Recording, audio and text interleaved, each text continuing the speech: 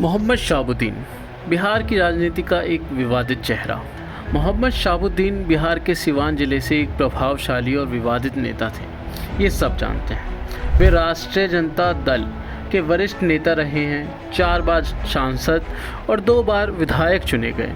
उनकी राजनीति जितनी मजबूत थी उतनी ही उनकी आपराधिक छवि बदनाम रही है। अगर उनके राजनीतिक सफ़र की बात की जाए तो शहाबुद्दीन का राजनीतिक करियर 1990 के दशक में शुरू हुआ, जब उन्होंने राष्ट्रीय जनता दल से जुड़कर लालू प्रसाद यादव के करीबी नेताओं में अपनी जगह बनाई।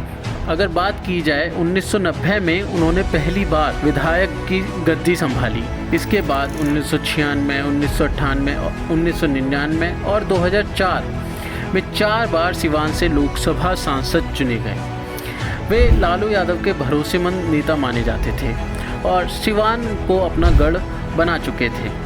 अगर उनके आपराधिक रिकॉर्ड की बात की जाए तो शहाबुद्दीन पर 30 से ज़्यादा मामले दर्ज थे, जिनमें से कई में उन्हें दोषी ठहराया गया और कुछ अगर उनके बड़े मामलों की बात की जाए तो बहुत सारे मामले उनके सामने आते हैं, जैसे चंदा बाबू हत्याकांड 2004 में। यह मामले में शहाबुद्दीन के गुर्गों ने व्यवसायी चंदा बाबू को 2 बेटों को तेजाब में जला दिया था। इसके लिए उन्हें उम्र कैद की भी सजा हुई थी। अगर बात की जाए राजीव रोशन कांड, जो उनका दूसरा सबसे बड़ा कांड था, चंदा बाबू के तीसरे बेटे राजीव रोशन जो इस मामले के गवाह थे, उनकी भी दिन दहाड़े हत्या कर दी गई थी। पत्रकार राजदेव रंजन की हत्या, सिवान के बड़े पत्रकार राजदेव रंजन की हत्या के पीछे भी शहाबुद्दीन का नाम सामने आया था। अगर बात की जाए उनकी संपत्ति की तो उनका रुतबा बहुत ज़्यादा था। शहाबुद्दीन ने अपनी राजनीतिक ताकत का इस्तेमाल कर काफ़ी संपत्ति जुटाई। उनके पास कई बेनामी संपत्तियां और कारोबार थे, जिनके रियल एस्टेट, ठेकेदारी और अवैध वसूली के मुख्य रूप में शामिल थे।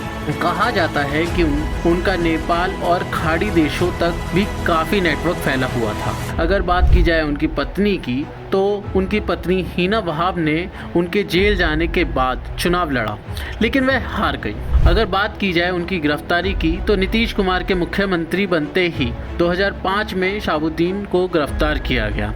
2007 में उन्हें गैंगस्टर एक्ट के तहत आजीवन कारावास की सजा भी हुई और 2016 में उन्हें बिहार से दिल्ली की तिहाड़ जेल में शिफ्ट कर दिया गया, ताकि उनका बाहरी संपर्क खत्म हो जाए। अंतिम अध्याय में 2021 में उनके कोविड-19 संक्रमण होने के कारण शहाबुद्दीन का दिल्ली के डीडीयू अस्पताल में निधन हो गया। वहीं हिना वहाब की राजनीति के बारे में बात की जाए तो शहाबुद्दीन के निधन के बाद उनकी पत्नी हिना शहाब ने सिवान की राजनीति में सक्रिय भूमिका निभाने की कोशिश की। 2024 के लोकसभा चुनाव में उन्होंने सिवान सीट से निर्दलीय चुनाव लड़ा, लेकिन दूसरे स्थान पर रही। राजद प्रमुख लालू यादव और तेजस्वी यादव ने हिना शहाब से मुलाकात की और उन्हें पार्टी में वापस लाने की कोशिश की, लेकिन हिना ने अपने बेटे ओसामा के लिए विधानसभा टिकट और स्वयं के लिए राज्यसभा सीट की मांग रखी, जिसे लालू यादव ने अस्वीकार कर दिया।